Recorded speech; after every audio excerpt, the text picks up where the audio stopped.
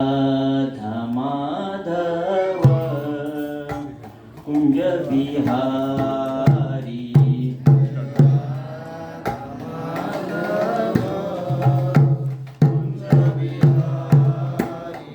जय राधा माधव कुंज बिहारी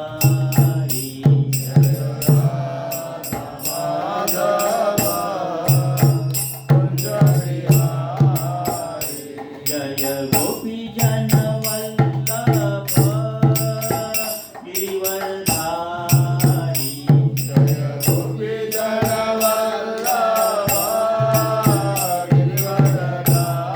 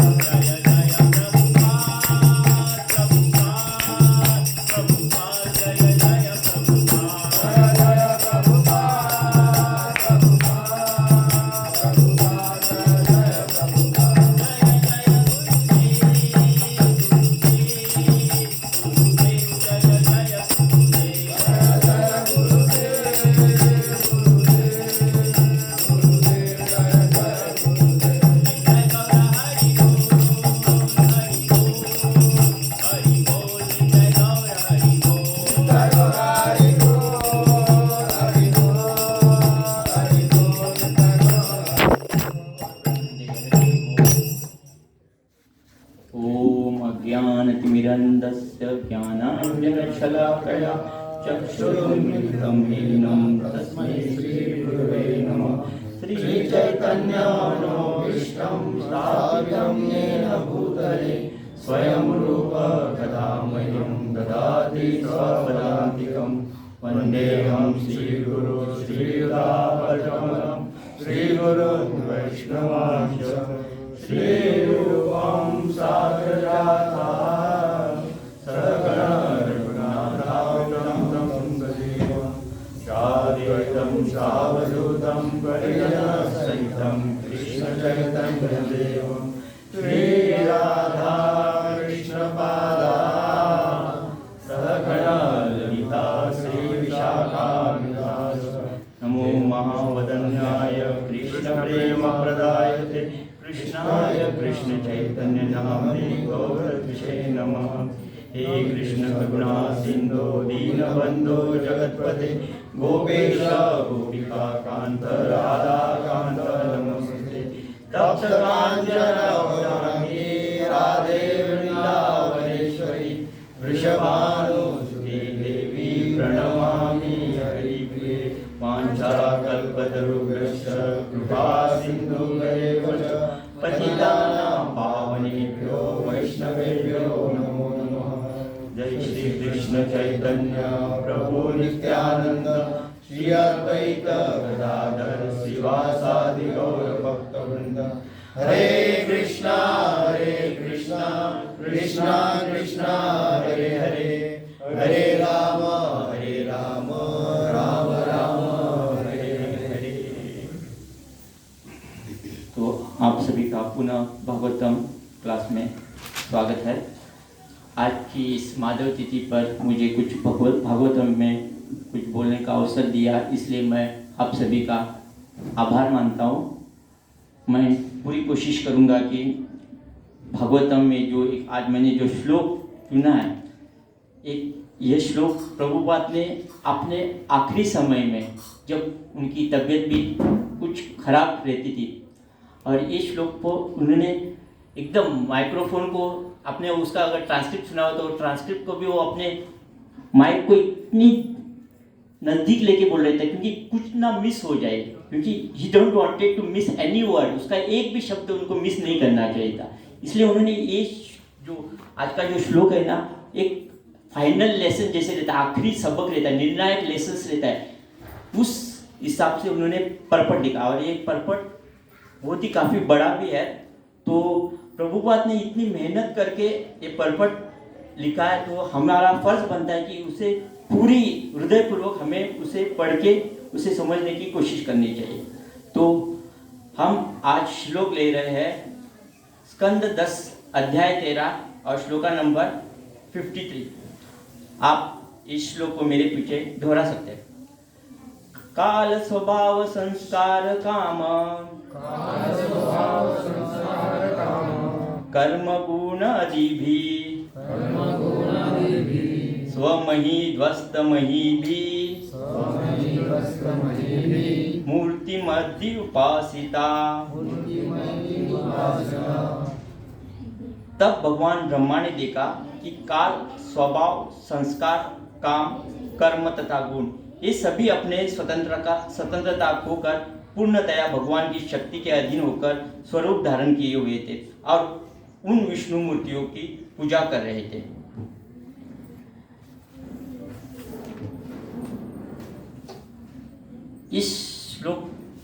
इसका श्लोक हम पर्पट भी पढ़ेंगे।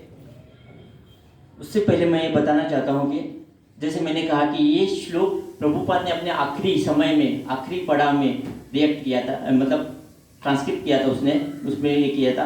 तो ये श्लोक को हम लोग क्या बताना चाहते हैं वो मैं आपको संक्षेप मात्र में इसमें पहले बताऊंगा, और उसके बाद हम लोग को पर्पट रीड करने की कोशिश करेंगे।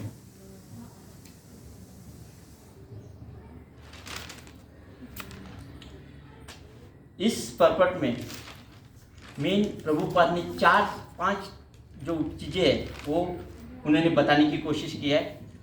वह है, फर्स्ट है स्वभाव, काल, कर्म, गुण और भौतिक बंधन यानी मटेरियल बॉन्डेज। ये 4 को उन्होंने एक्सप्लेन करने की कोशिश की है और इससे हम लोग कैसे बाहर निकल सकते हैं ये भी उस पर भी उन्होंने जोर दिया है। तो हम लोग परपट का कुछ हिस्सा पढ़ते हैं और साथ साथ उसके बाद हम लोग उस पर चर्चा भी करेंगे। तात्पर्य, केवल विष्णु को स्वतंत्रता प्राप्त है। यदि हमें यह चेतना जागृत हो सके तो हम यथार्थ में कृष्ण भावना भावित है। हम सदैव स्मरण रखना चाहिए कि कृष्ण ही एकमात्र परम स्वामी है और अन्य हर व्यक्ति उनका दास है। एकले ईश्वर कृष्ण आद सब भृत्य, चाहे कोई नारायण ही या शिवजी प्रत्येक कृष्ण के अधीन है, यहाँ तक कि बलदेव भी कृष्ण के अधीन है। यह तथ्य है। एकले ईश्वर कृष्ण आद सब भृत्य, यारे एच्छ नचाए से तेच्छ करे नृत्य। मनुष्य को यह समझना चाहिए कि कोई भी स्वतंत्र नहीं है, क्योंकि हर कोई कृष्ण का अंश है और कृष्ण की इच्छा अनुसार काम करता और चलता फिरता है। यह समझ या चेतना कृष्ण भावनामृत है। यस्तु नारायणम देव ब्रह्म रुद्र दिदेवेत समत्वेनेक्ष विक्षेत स पाषांडी भुवेते ध्रुव। जो व्यक्ति ब्रह्मा तथा शिव जैसे देवताओं को नारायण के समकक्ष मानता है वह निश्चित रूप से अपराधी समझा जाना चाहिए। नारायण या कृष्ण की समता कोई भी नहीं कर सकता।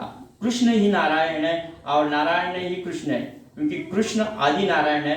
कृष्ण को स्वयं ब्रह्मा नारायण स्तवन ही सर्वदेही नाम कहकर संबोधित करते हैं, जिसका अर्थ है कि तुम नारायण भी हो, तुम ही आदि नारायण हो।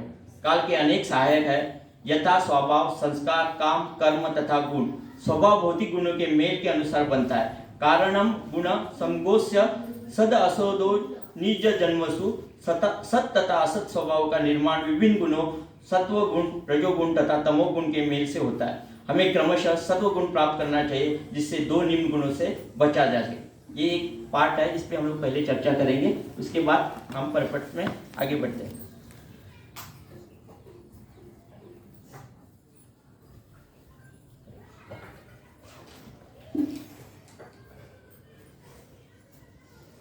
तो प्रमुख, जैसा मैंने कहा, प्रमुख प्रभुपाद इस पर्पट में डिस्कस कर रहे हैं ये 5 चीजें: स्वभाव, काल, कर्म, गुण और मटेरियल बॉन्डेज।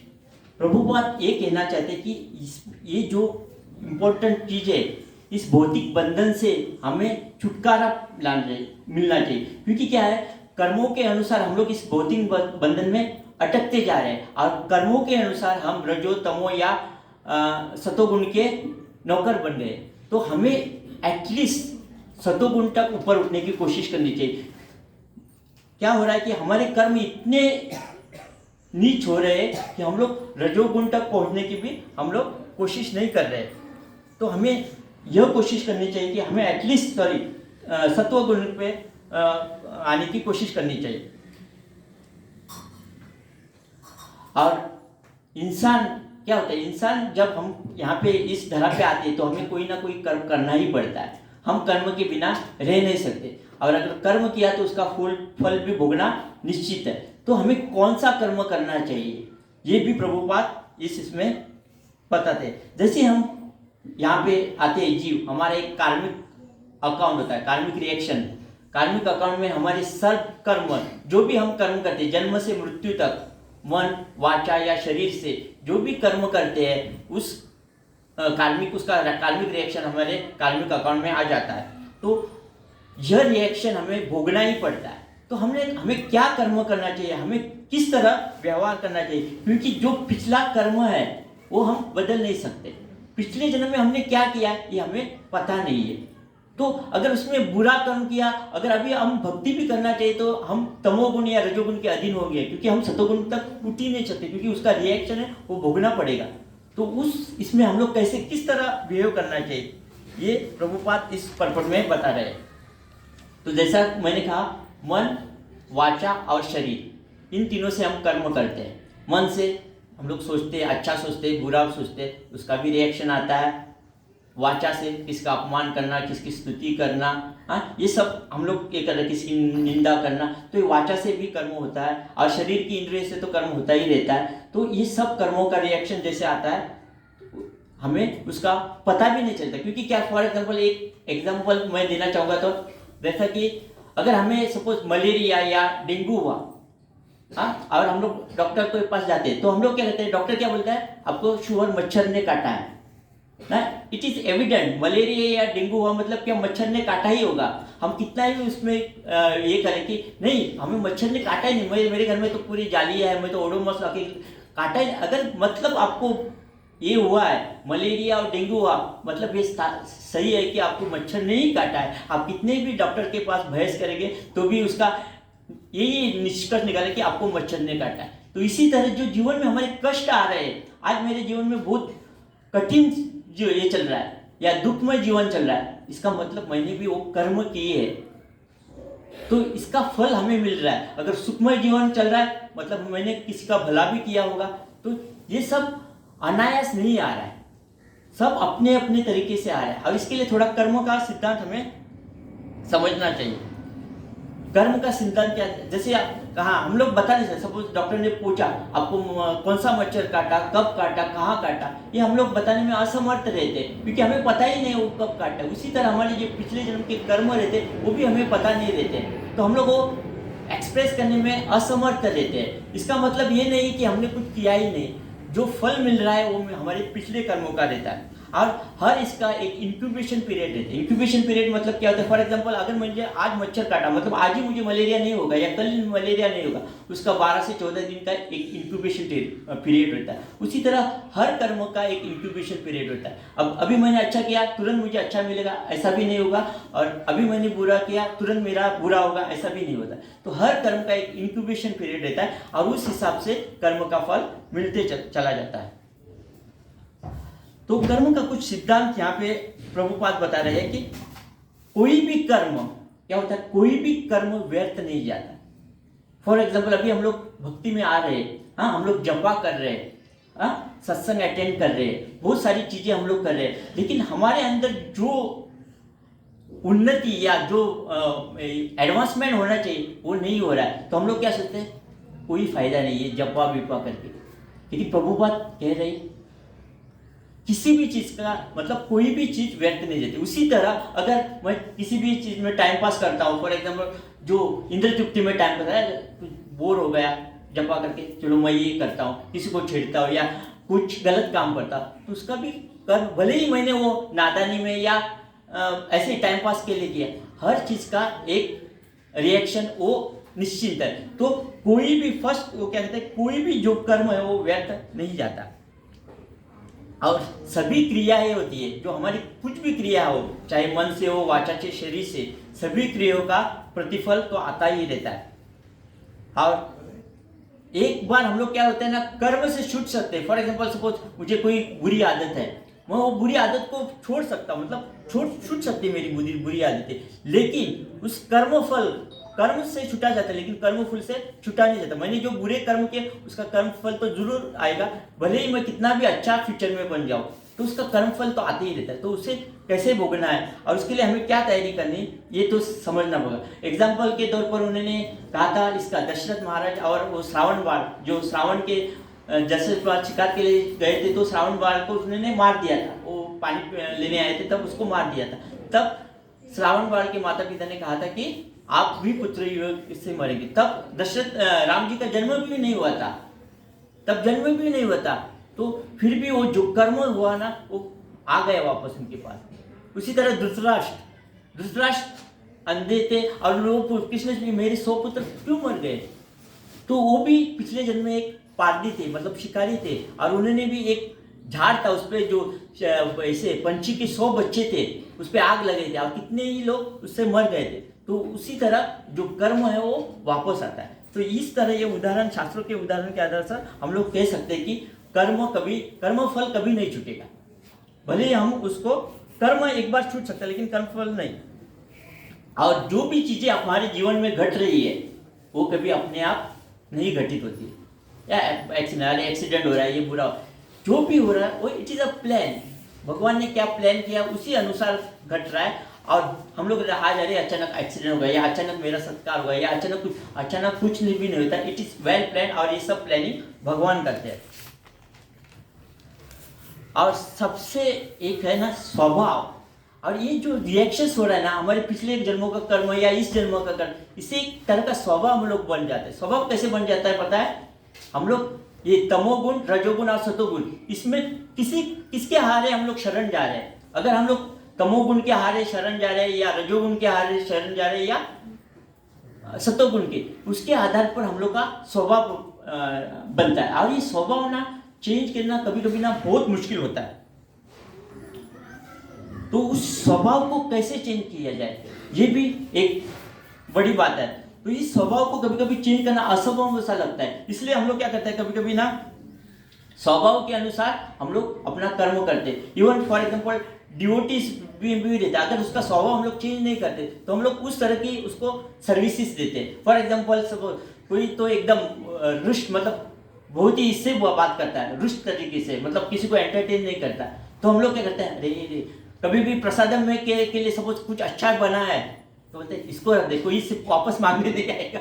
तो ये क्या करते हैं हम लोग, क्या करते हैं उसको उस तरह भेज देते ताकि वो रहे। तो कोई सपोज कुछ अच्छा डिश बनाए, गोभी मंचूरियन या कुछ तो बनाए, तो उससे कोई वापस मांगने नहीं, क्योंकि उसका स्वभाव ही ऐसा है कि वापस मांगने की कोई जरूरत नहीं करेगा। तो ये सब हम लोग क्या करते हैं, उस स्वभाव के अनुसार हम लोग काम करने की कोशिश करते हैं। वो कुछ ये एक्चुअली एक गलत है एक्चुअली। तो हम लोग को उसमें ना अपग्रेड, अपने गुणों को अपग्रेड करने की कोशिश करनी चाहिए।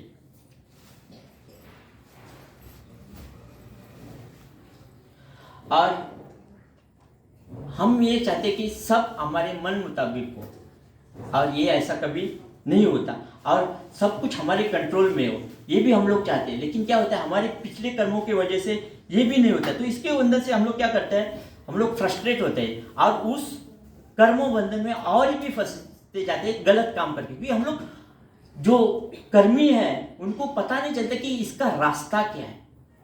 तो प्रभुपाद ने सुंदर पर्पट यहाँ पे लिखा है, तो उसे हमने यहाँ पे आगे पढ़ते हैं। यदि हम श्रीमद् भागवत का नित्य मनन करें और कृष्ण के कार्यकलापों को सुने तो ऐसा हो सकता है, नष्ट प्रायेषु अवधरेषु नित्यम भागवत सेवया। श्रीमद् भागवत में वर्णित कृष्ण की पुतना संबंधी लीला से लेकर सारी लीलाएं दिव्य है। अतएव श्रीमद् भागवत पर विचार विमर्श करने तथा इसका श्रवण करने से रजो तथा तमोगुण का दमन हो जाता है और एकमात्र सत्वगुण बच जाता है। तब रजो तथा तमोगुण हमें हानि नहीं पहुंचाता। तो इसमें यहाँ पे बताया है श्रील प्रभुपाद ने कि हमें किस तरह व्यवहार करना चाहिए। और ये जो उन्होंने पूरा जो कॉन्सेप्ट, शास्त्र का कॉन्सेप्ट बनाया, वो किस तरह हमारे काम, मतलब हमने ऊपर उठा, हमारी जो कॉन्शियसनेस है उसको ऊपर उठाने में मदद कर रहा है। और प्रभुपाद ये भी कहते हैं, संस्कृत में एक कहावत है, स्वः यदि क्रियते राजा तत्किम न अश्नाति उपनय। मतलब इसका मतलब क्या है कि हम लोग इवन कुत्ते को भी अगर राजा बनाए तो क्या वो अपनी पूंछ हिलाना या किसी के उसके तलवे चढ़ना छोड़ेगा क्या? क्योंकि उसका जो स्वभाव बन गया। तो उसी तरह मनुष्य भी एक गुण के प्रति शरण जाके ना अपना एक स्वभाव बनाता है और वह उससे छूटने का प्रयास ही नहीं करता। तो हमें क्या करना चाहिए कि गंभीर रूप से, एक प्रामाणिक रूप से हमें उस स्वभाव को चेंज करने का कोशिश करना चाहिए। और यह कोशिश हम कैसे कर सकते हैं? भक्ति में आकर। तो भक्ति में आकर किस तरह कर सकते हैं वो प्रभुपाद आगे बताते हैं।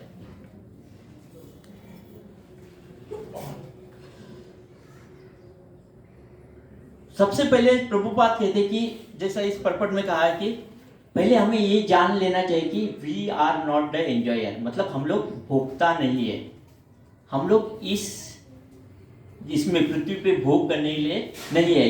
और एक ही भोगता है, वो है भगवान परमेश्वर। केवल कृष्ण एकमात्र ही स्वामी है और हम सब उनके दास है। और कृष्ण के प्रति शरणागत जाने में ही हमारी भलाई है। तो ये कुछ 4-5 पॉइंट प्रभुपाद इसमें कहते हैं, ताकि हम लोग अपना स्वभाव, जब हम ये जान जाएंगे कि हम लोग भोगता नहीं है, तो हम लोग उस चीज को भोगने की कोशिश नहीं करेंगे। और उसके जो भोक्ता है वो कृष्ण मात्र, ये समझेंगे तो हम सभी चीजें, अपनी जो भी चीजें है वो हम कृष्ण को अर्पण करेंगे। और फॉर एग्जाम्पल ये जो इसमें भी जो रावण का एक एग्जाम्पल दिया, रावण भी इसी तरह का था। वो अपने स्वभाव को चेंज नहीं करना चाहता था, उसको भी भरपूर मौके मिले थे। राम जी ने उसको बताया था कि आप सिर्फ सीता को छोड़ दो, शरण आ जाओ, हो जाता था। लेकिन रावण का स्वभाव ही ऐसा था, वो चेंज नहीं करना चाहता, वो शरण नहीं जाना चाहता था। वो कहता था हम टूट जाएंगे लेकिन झुकेंगे नहीं, इस तरह का स्वभाव था। तो ये स्वभाव हम डिवोटी को क्या करेगा, गलत दिशा में लेके जाएगा। तो हमें क्या करता है, जब भी कृष्ण के प्रति समर्पण करने का मौका मिला तो हमें समर्पण कर देना चाहिए। और ना प्रभुपाद ने इसके लिए क्या वर्ण प्रणाली बनाई थी, ब्राह्मण, क्षत्रिय और इस तरह की ब्राह्मण एक वर्ण प्रणाली। लेकिन आज के अगर युग में हम लोग उस वर्ण प्रणाली का बखान करें तो हमें लोग क्या करेंगे, गालियां देंगे। फॉर एग्जाम्पल मैंने ना प्रभुपाद क्या कहते कि I am here to create an brahmanical system, मतलब ब्राह्मण को तैयार करना मेरा काम है। अगर ये हम लोग खुले आम जनता के साथ कहेंगे तो हम लोग बोले ब्राह्मण तो बहुत बदनाम हो चुके हैं। हाँ, वो हरिजनों को इसमें नहीं आने देते, एक्सप्लॉइट करते हैं, हाँ बहुत सारी चीज ये कर रहे हैं। तो ये अगर हम लोग उन लोगों को कहेंगे जिनको भक्ति के बारे में कुछ पता नहीं, तो वो बैकफायर हो जाता है। लेकिन प्रभुपाद का मकसद है ब्राह्मणिकल सिस्टम। उन्होंने क्या किया, अमेरिका में जाके जो हिप्पीज थे, उनको सबसे निकृष्ट जाति के लोग थे, मतलब उन लोग जुआ खेलते थे, मांस मच्छी सब लोग सब खाते थे। उन्होंने उस निकृष्ट जाति को एक उत्कृष्ट जाति में बदल दिया। किस तरह, भक्ति से, भागवतम से, इन पुस्तकों से। तो उन्होंने ये चेंज ओवर किस तरह किया। ना उन्होंने जन्म से कोई भी ब्राह्मण, वैश्य या क्षत्रिय नहीं होता। तो इस तरह के ना ब्राह्मण के गुण डेवलप करने की उन्होंने कोशिश की। और क्या हो रहा है ना, कभी कभी क्या होता है, ब्राह्मण का ना समझने में ना हमारे जो सिस्टम है, जो प्रथाएं आए, उन्होंने बहुत गलतियां की। इसलिए जो ब्राह्मण की आज स्थिति है ना, बहुत ही दयनीय होती जा रही है। पहले आपको पता होगा, इवन चैतन्य महाप्रभु, उनको क्या कहा जाता है, निमाई पंडित। वो पंडित थे, उन्हें सब, ही वॉज अ स्कॉलर, बहुत बड़े स्कॉलर थे वो। और उसका ब्राह्मण का वहां तब क्या करता है, ब्राह्मण का डिबेट करना या आर्गुमेंट करना, किसी भी चीज पर आर्गुमेंट करके उसको ये करना। और ये this was a intellectual entertainment. तब वहां पे इंटेलेक्चुअल एंटरटेनमेंट, तब के इसमें क्या वाद विवाद करना, और उसमें अपने शास्त्रों को सही बता। और निमाई पंडित उसमें बहुत ही श्रेष्ठ थे। वो सभी को अपने इसका वो क्या नाम उसका, कश्मीरी केशव कश्मीरी है, बाद में मुरारी गुप्ता और अन्य बहुत से लोग, इवन गदाधर पंडित, उनको भी क्या करते थे, वो वाद विवाद में मतलब ये करके उनको बताते कि ये सही है। और एक ही श्लोक के या एक ही इसके अलग अलग इंटरप्रिटेशन भी निकालते थे। ये actually this is the intellectual class होता है ना, वो होता है ब्राह्मण का क्लास। अगर कोई भी ये इंटेलेक्चुअल में क्लास होता है, he is then qualified as a Brahmin. लेकिन वो शास्त्रों अनुसार, ऐसे ही नहीं, शास्त्रों अनुसार अगर वो ये कर रहा है तो इट इज अ ब्राह्मण क्लास। तो हम लोग ये जो कर रहे हैं ना कि अरे ये तो जाति से ब्राह्मण है, ये सब गलत है। प्रभुपाद ने क्लियर था, कर्म और गुण। और इसी तरह वैष्णव भी, हम लोग भी वैष्णव, अभी हमने धोती कुर्ता कंठी माला तिलक रहे, इट डजंट, हम लोग को क्वालिफाई नहीं होते। हम लोग को वो कर्म और गुण भी करना चाहिए, कर्म और गुण की श्रेणी में भी आना चाहिए। तभी अभी प्रभुपाद में इतना सतोगुण, क्योंकि वो उच्च कोटि के गुरु होते हैं। अभी किताबें तो सब जगह है, क्या हम उस किताबों को पढ़ के ही इतना ऊपर जा सकते हैं?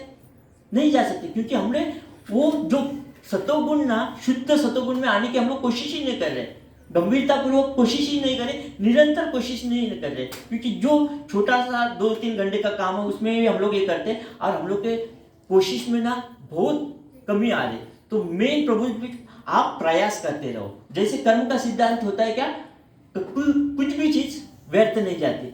एक बार प्रयास करो, 2 बार प्रयास करो, 3 बार, लेकिन हमें क्या, शुद्ध सतोगुण में आने का प्रयास करते रहना चाहिए। अगर ये हम लोग प्रयास छोड़ देंगे ना, किसी भी कारणवश या तमोगुण के या पिछले कर्मों की वजह से, तो हमारा फिर से पतन होने की गुंजाइश होती है, और फिर से हम लोग उस पतन के रास्ते पे जाते हैं।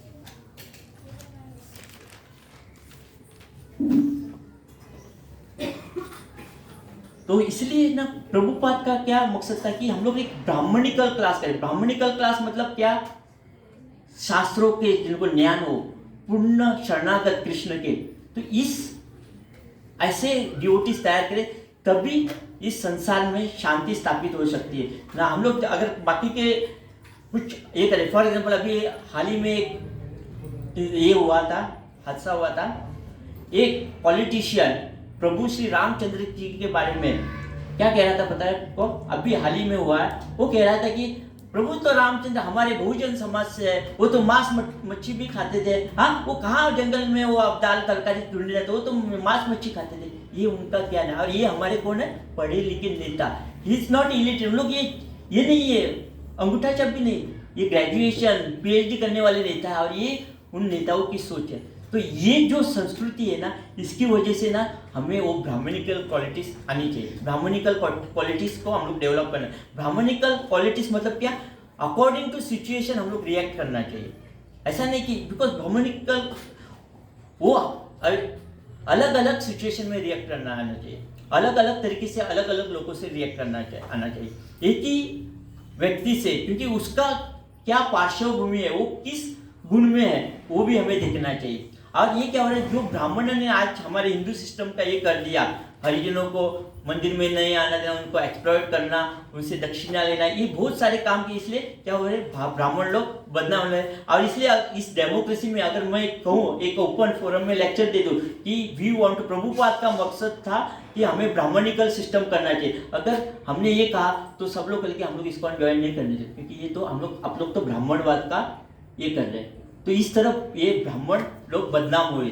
तो ये ओपनली कहना भी हमें अभी हम लोग कह नहीं सकते। और क्या करता है, हालांकि ये अपने चैतन्य प्रभु बहुत ही निमाई पंडित थे, हर चीज जानते थे। लेकिन जब उनके गुरु शायद ईश्वरपुरी ने उनको कहा कि ये मेरी पुस्तक है, इसको थोड़ा एडिटिंग करो, इसमें देखो क्या गलती है।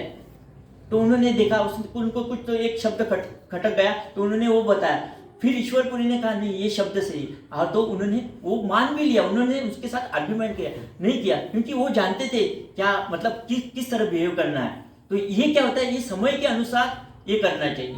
फॉर एग्जाम्पल, ये जो शूद्र होता है, शूद्र का क्या सबसे बड़ा बैकड्रॉप ना, वो हर चीज के बारे में क्या होता है, लेमेंट करता है, मतलब पश्चाताप करता है। अरे ये चांस मिस हुआ है, ये चांस मिस हुआ। वो आगे की नहीं सोचता, वो पिछले इसके में लेमेंट करते रहता है कि अरे ये नहीं मिल गया मुझे, ये नहीं मिल गया। ये शूद्र का एक बहुत बड़ा दुर्गुण होता है। तो इस दुर्गुण को भी उसे ऊपर आने के लिए उसे क्या सोचना चाहिए, और भी बढ़िया मौके आने वाले, तो उसको मैं उपयोग करूँ। तो शूद्र का ये जो गुण है उसको भी हमें देखना चाहिए।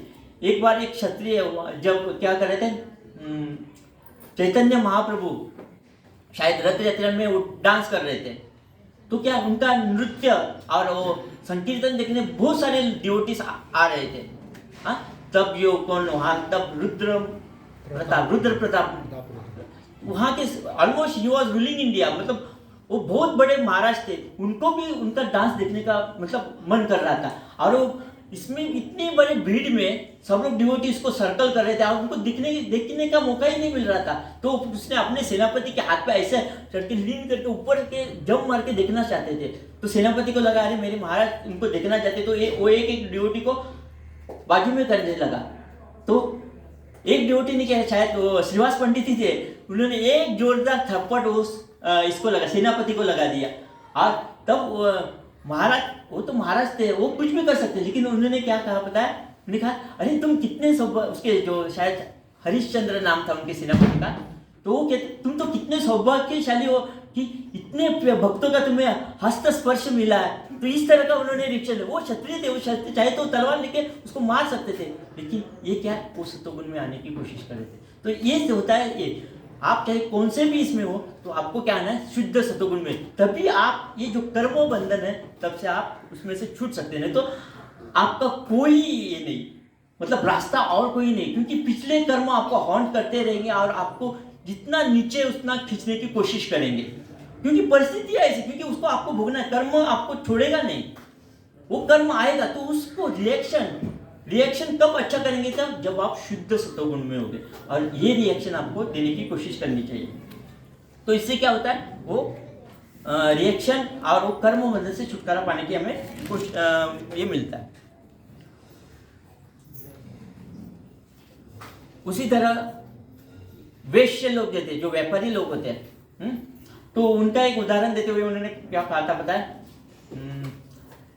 अभी हमारे सर्कल में भी बहुत सारे वैश्य लोग, वैश्य मतलब जो गुजराती या मारवाड़ी लोग रहते हैं, उनको ना पैसे से बहुत लगा होता है, मतलब वो पैसा जमा करना चाहिए। लेकिन जब वो डिवोटी सर्कल में आते हैं हमारे, हाँ, तो हम लोग एक्चुअली नॉर्मली क्या करते हैं, जो बिजनेस डील होता है वो ना हम लोग डिवोटी से नहीं करते नॉर्मली। क्योंकि क्या होता है, सपोज कुछ ऊंच नीच हुई तो क्या होता है, उसमें वाद विवाद हो जाता है और न अनजाने में हमारा क्या अपराध भी हो सकता है। तो क्या होता है, हम लोग नॉर्मली करते नहीं। लेकिन जो वैश्य है वो भी अपना इसमें कॉन्शियसनेस को ऊपर उठाता है। वो क्या कहता है, नहीं मैं करूंगा, अगर कुछ ऊंच नीच हो गई तो ज्यादा से ज्यादा का मेरा नुकसान होगा और उस डिवोटी का फायदा होगा। तो वो उसका कॉन्शियसनेस क्या होता है, अरे फायदा तो डिवोटी का ही हो रहा है ना, डिवोटी का फायदा हो रहा है, किसका फायदा, कृष्ण भक्त, मेरा नुकसान होने से कृष्ण भक्त का फायदा हो रहा है तो मैं करूंगा। लेकिन हम लोग क्या करते हैं, हम लोग पसंद करते हैं कि किसी कर्मी को दे दे ताकि कुछ वाद विवाद तो उसको हम लोग डांट भी सके। हाँ, तो हम लोग इस तरह का, मतलब हम लोग का ये सोच रहता है, हम लोग we want to be safe on every front. क्योंकि हम लोग क्या करते हैं, हम लोग वो कोशिश ही नहीं करें कि हम लोग ऊपर शुद्ध सतगुण में आने की। यही वजह है एक्चुअली हम लोग इतने साल से कृष्ण भक्ति में है। हाँ, हम लोग भक्ति कर रहे हैं, लेकिन क्या है, जब मौका मिल रहा है तब हम लोग उस शुद्ध सतगुण में हम लोग व्यवहार करने में मतलब कर नहीं पाते। और ये जो पिछला कर्म है वो हमें और भी नीचे दबाता है। तो हम लोग वो शुद्ध सतगुण के छोड़ो, हम लोग रजोगुण और तमोगुण में हम लोग व्यवहार करना शुरू कर देते हैं। तो ये सब हो रहा है। तो हम लोग प्रभु कहते हैं कि हमें अपना अपग्रेड करना चाहिए।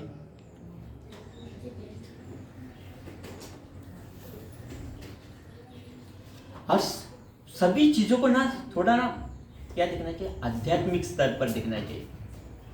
फॉर एग्जाम्पल हम लोग क्या करते हैं, हाँ बाबा ये डिवोटी अच्छा है, ये डिवोटी खराब है, मतलब हम लोग क्या कहते हैं, आइडेंटिफाई ये करते हैं, डिस्क्रिमिनेशन कभी कभी करते हैं। ये मतलब हम ये क्यों कर रहे हैं, क्योंकि हम लोग उस भौतिक बंधन में फंस चुके हैं। हमारे जो चक्षु है वो हम लोग डिवोटी को नहीं देते। वो डिवोटी शायद वृक्ष का गोपी भी हो सकता है, लेकिन हम लोग क्या करते हैं, उससे अपराध कर बैठते हैं।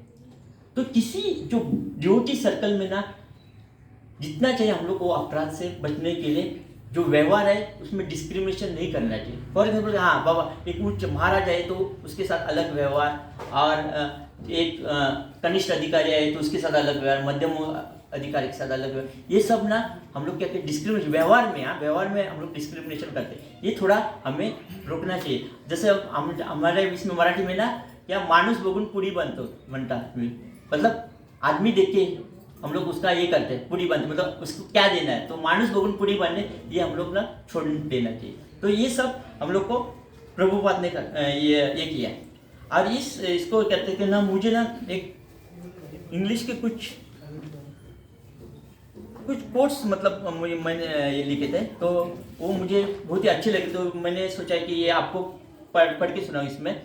इसमें लिखा है कि ना, when someone is doing something wrong which we don't want to be done, and if we don't accept it we become angry।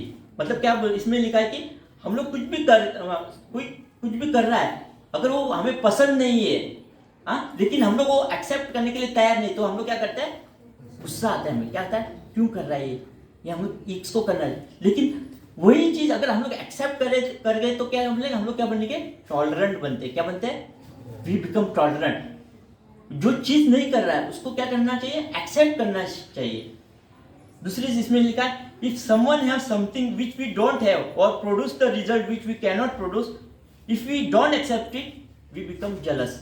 मतलब क्या होता है, किसी के पास कुछ चीजें है, आया वो कुछ ऐसी चीजें कर रहा है जो हम नहीं कर पाते, अगर वो हम लोग एक्सेप्ट नहीं करते तो क्या होता है, हम लोग क्या बनते हैं, वी बिकम जेलस। उससे हम लोग द्वेष भावना आती है।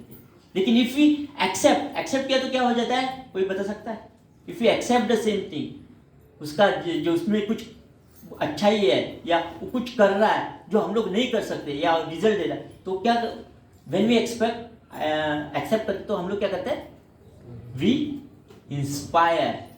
हम लोग क्या कहते हैं, जैसे प्रभुपाद, बहुत सारी चीजें हम लोग क्या कहते हैं, प्रभुपाद से इंस्पायर, कभी हम लोग वो द्वेष भावना ही नहीं आती।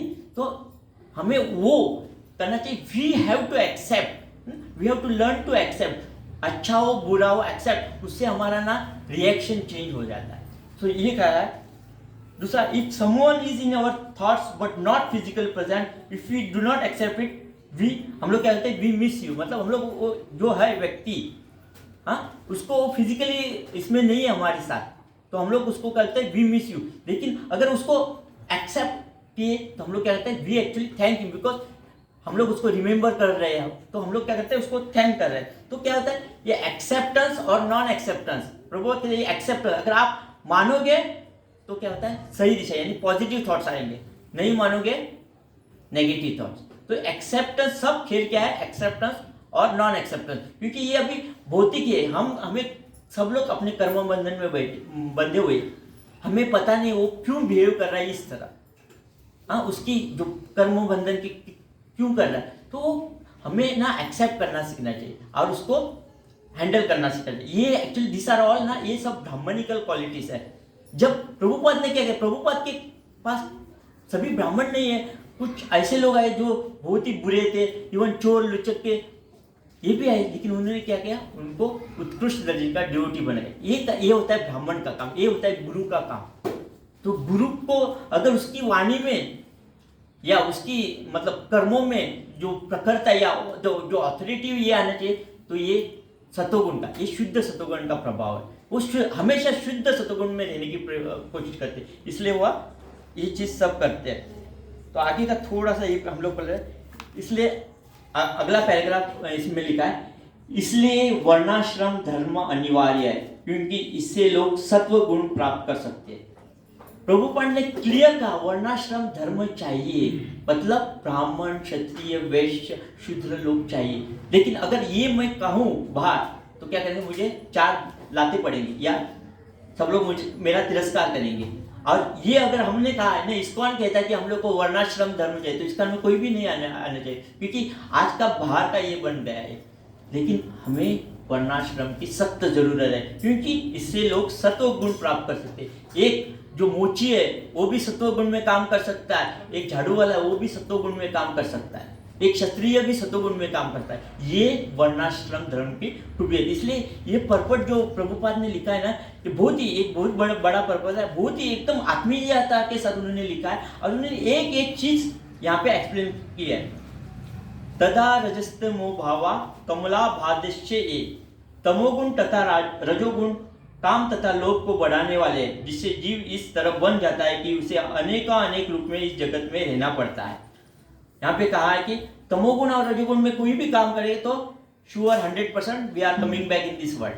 हाँ, और हम लोग इवन इसमें भी जा सकते हैं, निचली योनि में भी जा सकते हैं। सो प्रभुपाद कहते हैं हम लोग को किस तरफ बढ़ना है, ये आपको डिसाइड करना। सो ये तमोगुण और रजोगुण, भले ही पिछले कर्म की वजह से हम लोग है, तो हम लोग को एवरी मोमेंट, हर स्तर, निरंतर प्रयास करना चाहिए कि हम लोग शुद्ध सतोगुण में आने का प्रयास करना चाहिए। इसलिए वर्णाश्रम धर्म की स्थापना करके मनुष्य को सत्व गुण प्राप्त करना होगा। उसमें शुद्ध तथा स्वच्छ रहने, प्रातः काल जल्दी उठने तथा मंगल आरती देखने जैसे ब्राह्मण गुणों को विकसित करना होगा। और ये सवेरे हम लोग जल्दी उठते क्यों, एक्चुअली ये ब्राह्मणिकल क्वालिटीज है। ब्राह्मण लोग पहले के ब्राह्मण, अभी तो नहीं है, पहले के ब्राह्मण 4 साढ़े 4 बजे उठते थे, और वो यहाँ पे भीड़ या जो कुएं पे जाते थे, और ठंडे पानी, वो कुएं का पानी इस मौसम में कितना ठंडा होगा, उस पानी से नहाते थे। इतनी उनमें वो सहन शक्ति भी रहती थी, तो उनमें लॉट ऑफ टॉलरेंस भी रहता था। ये ब्राह्मणिकल क्वालिटीज है, ये आज के ब्राह्मणों में नहीं है। तो ये क्वालिटीज डेवलप कैसे होगी, जब हम शुद्ध सत्वगुण में आएंगे। तदा रजस्तो मो भवा कमलोदो भादश्ये चेत ऐतरना विद्ध स्थित सत्वे प्रसादित। इस शुद्धि का अवसर मानव जीवन का विशेष अंग है, दूसरे जीवनों में यह संभव नहीं है। ऐसी शुद्धि राधा कृष्ण भजन द्वारा भी आसानी से प्राप्त की जा सकती है। इसलिए नरोत्तम दास ठाकुर ने गाया है, हरि हरि विफले जन्मे गुआइनो। इसका अर्थ है कि जब तक राधा कृष्ण की पूजा नहीं की जाती, तब तक मनुष्य जीवन व्यर्थ हो जाता है। और ये क्यों कह रहे हैं, क्योंकि ये मनुष्य जन्म, हमने पिछली बार शिक्षा अष्टकम प्रभु आए थे, मनुष्य जन्म कितना दुर्लभ जीवन है, वो कितने कोइंसिडेंस, कितने इसके बाद मिलता है, और ये हम लोग व्यर्थ कर रहे हैं। इसमें रह के रजोगुण तमोगुण में रह के, रजोगुण और तमोगुण मतलब 100% वी आर कमिंग बैक। ये बार बार प्रभुपाद इसमें कह रहे हैं। वासुदेव की सेवा में लगने पर मनुष्य को इस भौतिक जीवन में शीघ्र ही विरक्ति हो जाती है। उदाहरणार्थ कृष्ण भावनामृत आंदोलन के सदस्य वासुदेव भक्ति में लगे रहने से तुरंत ही अच्छे वैष्णव बन जाते। यहाँ तक कि लोगों को यह देखकर आश्चर्य होता है कि म्लेच्छ तथा यवन इस अवस्था को प्राप्त हो सके, यह वासुदेव भक्ति से संभव है। किंतु यदि हम इस मनुष्य जीवन में सत्व गुण प्राप्त नहीं कर पाते तो जैसा कि नरोत्तम दास ठाकुर ने कहा है, हरि हरि विफले जन्म गवाइनो, तो इस जन्म को मनुष्य जीवन को प्राप्त करने से कोई लाभ नहीं। तो उन्होंने क्लियर कहा है इस मनुष्य जन्म का कोई लाभ नहीं अगर हम लोग रजो और तमोगुण में है। तो there is no use of this human life. भले ही हम लोग मनुष्य जन्म के रूप में है, लेकिन हम लोग उस प्राणियों के बराबर ही है, तो हमारा कुछ नहीं होने वाला है।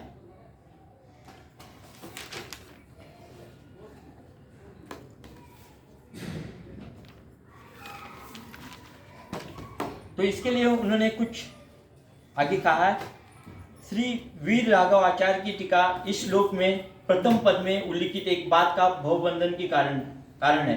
कला प्रकृति के गुणों को क्षुब्ध करता है, काल प्रकृति के गुणों को क्षुब्ध करता है और स्वभाव इन गुणों के मेल में प्रतिफल होता है। तो क्या यहाँ पे लिखा है, काल प्रकृति के गुणों को क्षुब्ध करता है। जो काल होता है यानी पिछले जन्म का, वो क्या होता है, हमारे गुणों को सतो गुणों को ये करता है और हमारे जो भी कर्म है उसका प्रतिफल हमें मिलते रहते हैं। इसलिए नरोत्तम दास ठाकुर कहते हैं भक्त सनेवास, यदि भक्तों की संगति की जाती है तो मनुष्य का स्वभाव बदल जाता है। हमारा कृष्ण भावनामृत आंदोलन लोगों को सत्संगीत प्रदान करने के हेतु, जिससे वह परिवर्तन आ सके, और हम देख रहे हैं कि इस विधि के सारे विश्व के लोग धीरे धीरे भक्त बन रहे हैं। तो ये जो इस्कॉन की स्थापना की थी, ये ऐसा नहीं कि यहाँ पूजा अर्चना की, उनका प्लान था कि ब्राह्मणिकल अच्छे लोग पैदा हो, शुद्ध सतोगुण में लोग व्यवहार करें। तो उसके लिए जो भक्तों का भक्त सनेवास यानी एसोसिएशन ऑफ डिवोटीज, हम लोग क्या कर रहे हैं, हम लोग सभी चीजें फॉलो कर रहे हैं, लेकिन ना उसमें कंसिस्टेंसी नहीं आ रही। क्या हो रहा है, हम लोग डिवोटीज को क्या होता है, एसोसिएशन मतलब यहाँ पे आके बैठना है, इतना ही नहीं, डिवोटीज से वार्तालाप करना, एक्सचेंज ऑफ व्यूज, उनके पास क्या चीजें है, अच्छी चीजें वो ग्रहण करना, हमारे पास क्या अच्छी चीजें वो उनको देना। तो ये जो कब होगा, जब हम लोग शुद्ध सतोगुण में आएंगे। शुद्ध सतोगुण में नहीं आए तो ये एक्सचेंज इम्पॉसिबल है। किसी भी डिवोटीज में, सभी डिवोटीज में अच्छाई होगी, बुराई होगी, हमें वो अच्छाई ढूंढनी होगी और उस अच्छाई को हमें अपनाने की कोशिश करनी चाहिए, और ये हमें अपना शुद्ध सतोगुण में आके हम लोग ये कर सकते हैं। जहाँ तक संस्कार का संबंध है, यह अच्छी संगति से संभव है, क्योंकि अच्छी संगति से ही अच्छी आदतें बनती है और आदत ही द्वितीय स्वभाव बन जाता है। तो यहाँ पे जब हम भक्तों के साथ रहेंगे, ऐसे कितने ही उदाहरण है हमारे इस्कॉन में जो पहले बहुत ही मतलब गलत काम करते, लेकिन डिवोटीज की संगत में रहकर बहुत ही अच्छे भक्त भी बन गए, उनका चरित्र भी सुधर गया। तो ये प्रभुपाद यहाँ पे कहना चाहिए। इसलिए भक्त सनेवास, लोगों को भक्तों के साथ रहने का अवसर मिलना चाहिए। सो ये दिस इज द ये, इसलिए हम लोग प्रचार क्यों करें कि लोगों को ला सके और हमारे बीच में बैठा सके। और ये ऐसा नहीं कि हम लोग पहुंच गए, हम लोग को भी शुद्ध सत्वगुण में आना चाहिए और हम लोग भी अपग्रेड करने की कोशिश करेंगे। तो हम लोग ये किया, ये प्रचार का माध्यम, ये इट इज मेन इस्कॉन का ही एसोसिएशन ऑफ डिवोटीज, सब जगह डिवोटीज, और डिवोटीज का ये एक्टिव एसोसिएशन होना चाहिए। ऐसा नहीं कि सिर्फ यहाँ पे मंगल आते बाद में अपने अपने काम पे गए।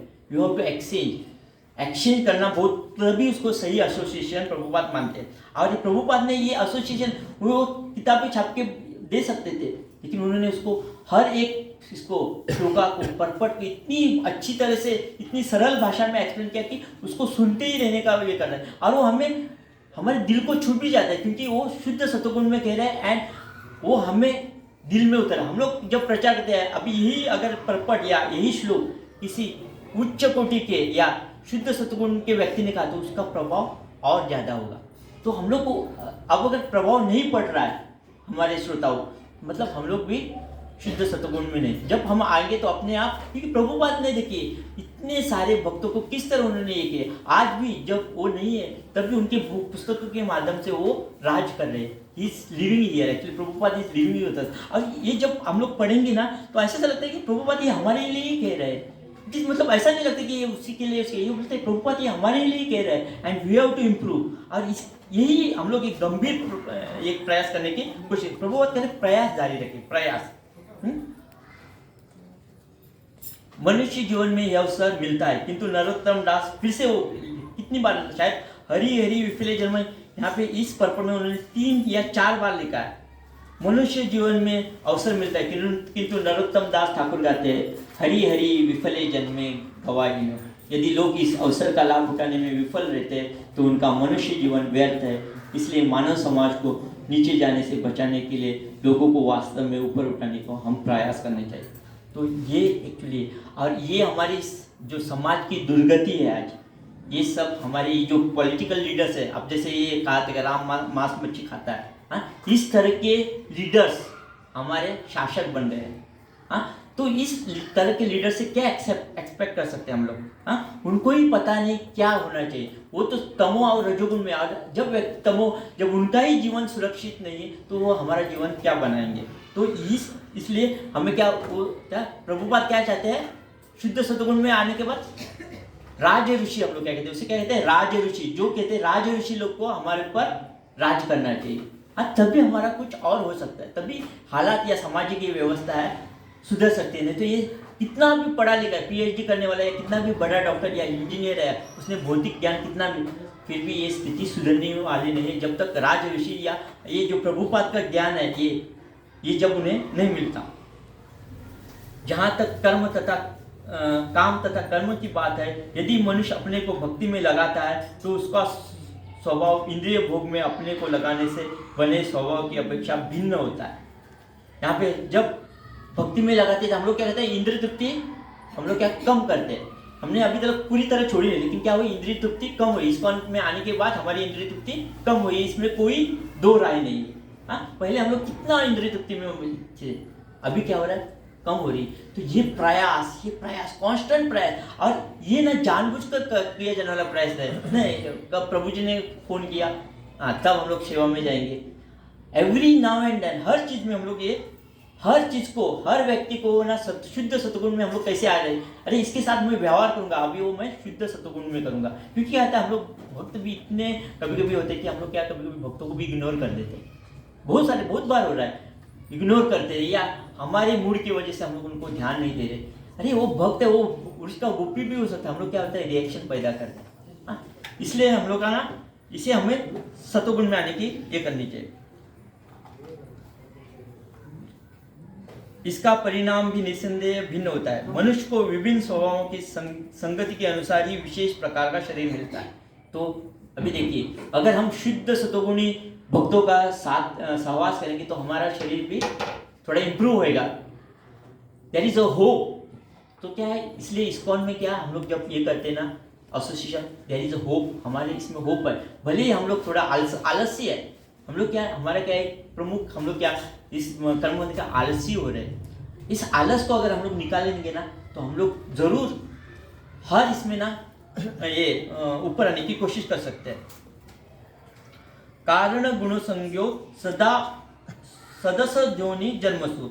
इसलिए हमें अच्छी संगति, भक्तों की संगति खोजनी चाहिए, तभी हमारा जीवन सार्थक होगा। मनुष्य की पहचान उसकी संगति से होती है। यदि मनुष्य को भक्ति की संगति, सत्संगति में रहने का अवसर मिलता है तो वह ज्ञान का अनुशीलन करने में समर्थ होता है, और उसका चरित्र अथवा स्वभाव भी उसी के अनुसार उसके स्थायी लाभ के लिए बदल जाता है। तो जब हम लोग ये हमारा ये चेंज करने की ये करेंगे तो क्या हो रहा है, हम लोग को आगे आगे इम्प्रूव करने के ये करें। लव मात्र साधु संग सर्व सिद्धि हुए। ये वाक्य, ये सब साधु का संग हमें करना चाहिए। और हमें भी, जैसे कि मैं कहता आप मेरा संग कीजिए, वैसा मैं, क्योंकि मैं भी साधु नहीं बन पाया हूँ, तो हमें भी साधु संग, मतलब हमें भी साधु बनने की कोशिश करनी चाहिए। एटलीस्ट उस शुद्ध सतोगुण में आने की कोशिश करनी चाहिए। और ये जानबूझकर करना चाहिए, निरंतर करना चाहिए, गंभीरतापूर्वक करना चाहिए, और प्रामाणिक रूप से। अगर आप इसमें करेंगे, छोटे छोटे पैचेस में करेंगे, तो ये होने वाला नहीं है। क्योंकि हमारा प्रयास है ना तो बहुत ही क्या हो रहा है, कम पड़ रहा है शुद्ध सतोगुण में आने के लिए। और जब तक हम लोग शुद्ध सतोगुण से बाहर, मतलब शुद्ध सतोगुण के स्तर पर रहेंगे, हम कितना ही यहाँ पे भजन करें, वो अवस्था इसमें ही अवस्था पार नहीं करेंगे। इसलिए जो हमारे यहाँ पे जो 9 स्टेजेस ऑफ हमारे भक्ति की दी है, जैसे श्रद्धा, साधु संग और भजन क्रिया। ये क्या है, हमने श्रद्धा है, काम चलाओ श्रद्धा है, इसलिए हम लोग यहाँ पे आए हैं। साधु संग भी कर रहे हैं हम लोग, वो भी क्या है टेक्निकली करें। ये संग करते हुए भी हम लोग क्या करें, थोड़ा भेदभाव करते हैं कभी कभी, हाँ कर रहे हैं हम लोग साधु संग, लेकिन उतना नहीं करें। और भजन क्रिया, ये तीनों चीजें हम लोग थोड़ी मात्रा में कर रहे हैं, लेकिन हमारी गाड़ी कहाँ पे अटक रही है, चौथे स्टेज पर। चौथी स्टेज क्या है, अनर्थ निवृत्ति। यहाँ पे आके हमारी गाड़ी अटक रही है। और ये सबसे बड़ी, हम लोग आगे क्यों नहीं, क्योंकि यहाँ पे हम लोग शुद्ध सतगुण में आने की कोशिश, तो अनर्थ निवृत्ति में हम लोग अटक रहे हैं। तो इस अनर्थ निवृत्ति में बाहर निकलना, तब बाकी के जो स्टेजेस है, निष्ठा, रुचि, आसक्ति, भाव, प्रेम, उसके बारे में हमने सोचने के प्रयास करते हैं। लेकिन अगर वो उस इसमें अनर्थ निवृत्ति में अगर गाड़ी अटक गई तो हम लोग कुछ नहीं कर सकते। तो ये जो प्रभुपाद कहते हैं, ये इतना खूबसूरत पर्पट, इतनी मेहनत से प्रभुपाद ने लिखा है, और ये एक्चुअली एक उसका फाइनल लेसन के तौर पर हमें लेना चाहिए। इस्कॉन का एक फाइनल लेसन, जैसे कि क्या है final lesson, final lesson is that कि हमें शुद्ध सतोगुण में आने। जब तक शुद्ध सतोगुण में हम लोग कोई भी कर्म नहीं करेंगे तो उसका फल विपरीत ही मिलेगा। शुद्ध सतोगुण में आप कौन से भी कर्म करेंगे उसका फल अच्छा ही होगा और वो भगवान को प्रिय होगा, ये प्रभुपाद कहना चाहते हैं। सो हमें सब लोग को इस शुद्ध सतोगुण में आने की कोशिश करनी चाहिए। तो ये मैंने थोड़ा फास्ट ये कर दिया क्योंकि समय भी कम था। अगर आपके कुछ प्रश्न है इस पर्पट के बारे में तो आप मुझे पूछ सकते हैं, मैं कोशिश करूंगा कि आपको उत्तर देने की कोशिश करूंगा। तो आप कुछ चाहे तो पूछ सकते हैं।